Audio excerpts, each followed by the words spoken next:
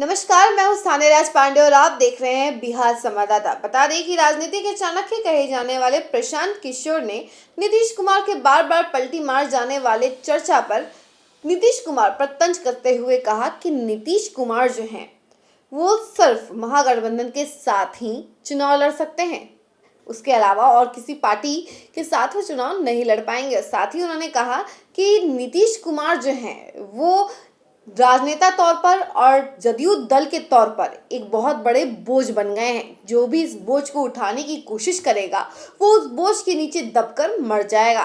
साथ ही हम आपको बता दें कि प्रशांत किशोर ने कहा कि नीतीश कुमार जो हैं अपनी पार्टी में नेताओं को ताश के पत्तों की तरह ऊपर नीचे करते रहते हैं और उन्होंने कहा कि जो नीतीश कुमार हैं उनके साथ जन स्वराज यानी प्रशांत किशोर की पार्टी का कभी मिलन हो ही नहीं सकता, इसका कोई सवाल ही नहीं है। चलिए आपको सुनवाते हैं कि प्रशांत किशोर का क्या कुछ कहना है।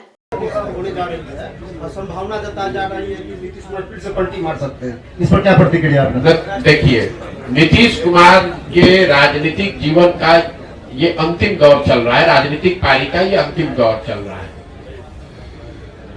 नीतीश कुमार को खुद नहीं मालूम है कि वो कहां हैं और कहां रहेंगे।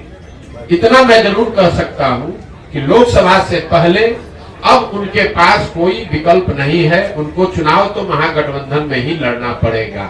इसलिए नहीं कि वो पलटी मारना नहीं चाहते हैं, इसलिए कि अगर पलटी मारेंगे भी तो कोई लेने वाला भी तो होना चाहिए। अब आज के तारीख में उनको कोई लेने वाला भी नहीं बचा है।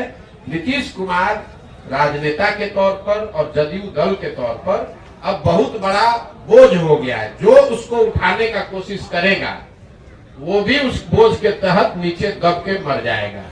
जहां तक आपने कहा राष्ट्रीय कार्यकारिणी की बात, तो नीतीश कुमार का अपना तरीका है, वो ताश के पत्तों के तरह नेताओं को अपने पार्टी में ऊपर नीचे करते रहते हैं। और यही वजह है कि 18 साल से मुख्यमंत्री रहने के बावजूद उन्होंने अपनी पार्टी में कभी कोई एस्टेब्लिश्ड ऑर्गेनाइजेशन या कोई सेकेंड लाइन लीडरशिप बनाया ही नहीं। किसी को लाते हैं, उससे काम निकाला। मान लीजिए 14 में हम पर उन्होंने दाव लगाया, हमको लेकर आए, घोषणा कर दिया कि यही हमारे उत्तराधिकारी हैं, यही आगे रहेंगे। 14 में चुनाव जीत गए, उसके बाद सोचते अच्छा प्रशांत किशोर कहीं बड़ा ना हो जाए तो इसको हटा के आप दूसरे को बढ़ाओ। इस चीज का मलाल है सर आपको? बिल्कुल मलाल नहीं है, आप हमको नहीं जानते हैं। हम जीवन में वो लोग नहीं हैं जो किसी निर्णय पर मलाल करें। हमारे माता पिता और हमारे गुरुओं ने सिखाया है कि जीवन में जो आप काम करते हैं उसके अगर उसमें आपको कुछ गलती हो जाए तो उससे दो रास्ते आपके पास है। एक, आप अपने निर्णय और अनुभव के आधार पर सीख सकते हैं, सीख कर आगे जीवन में गलती न करें ये कर सकते हैं, या उसका मलाल कर सकते हैं। हम मलाल करने वाले लोग नहीं हैं। एक बार नीतीश कुमार ने अगर धोखा किया, उसके बाद नीतीश कुमार चाहे 20 बार हमारे पास आ गए, कितनी बार बात कर ली, कितने संदेश भेजवा दिए, हमने कह दिया कि अब फिर सियार सर्कुल के नीचे नहीं जाएंगे।